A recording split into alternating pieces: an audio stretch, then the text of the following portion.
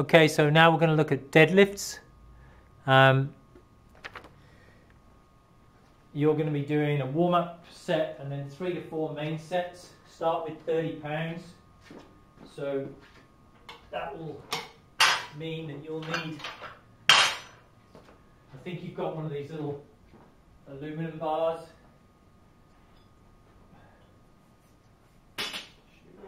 I'm pretty sure in your gym you've got one of these things.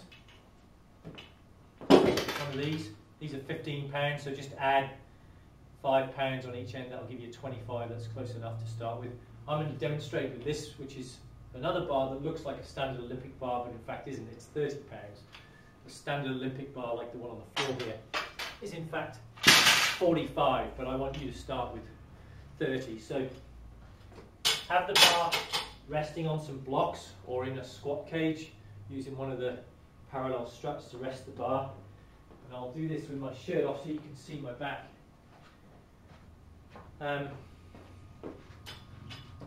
So it wasn't the best demonstration. Even though it's light, it's tempting to think, oh, you know, I can just bend it and pick it up any old hand. That's fine when it is light, but remember, as you improve, this is going to get heavier and heavier and heavier, so it's better to learn good habits right off the bat. So feet back shoulder width, toes pointing dead ahead, maybe a tiny bit of turnout with the toes, but basically dead ahead, not like a squat where your feet are turned out quite a bit. Bend down, ass out, chest up, keep an arch in the back, don't bend down like that. Grab the bar way wider than shin width with the hands. If I grab here, now my wrists are going to start impinging on my knees as I do the deadlift, and it just disrupts the mechanics of what's going on. So go plenty wide so there's no chance of your hands or wrists or the inside of your forearms hitting your knees. Chest up, ass out, up you come, and then walk back. Make sure again your feet are hip width, fairly wide with the arms. You can see how wide my hands are. Like here's no good, that's too narrow because it's going to interfere with my legs. And then you start doing deadlifts with your knees in this valgus position, which is not good. Okay, and then chest up, ass out, like so. So you're bending at the hip, the knee and the ankle simultaneously. We're not doing a stiff-legged deadlift where the knees don't move. We're not doing that. It's that.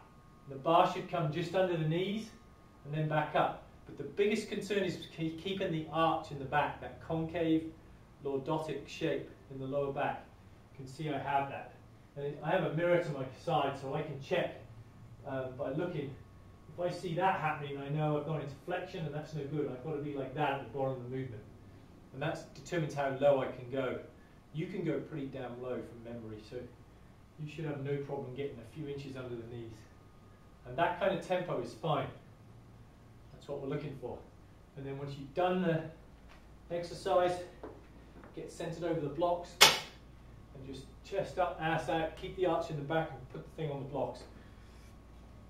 So 30 pounds to start with. It should be pretty light, 10 to 12 reps.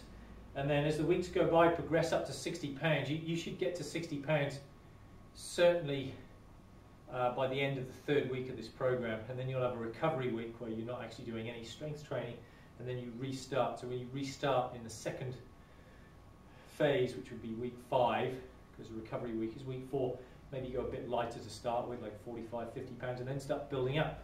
You could easily get to 80, 90, even 100 pounds by the end of 8 weeks with this exercise. And of course you'll need a warm-up weight once you get a little heavier. When you're lifting 30 pounds, you don't really need a warm-up weight because it's so light. But once you get to 40 or 50 pounds, do at least 1, maybe 2 warm-up sets. Okay?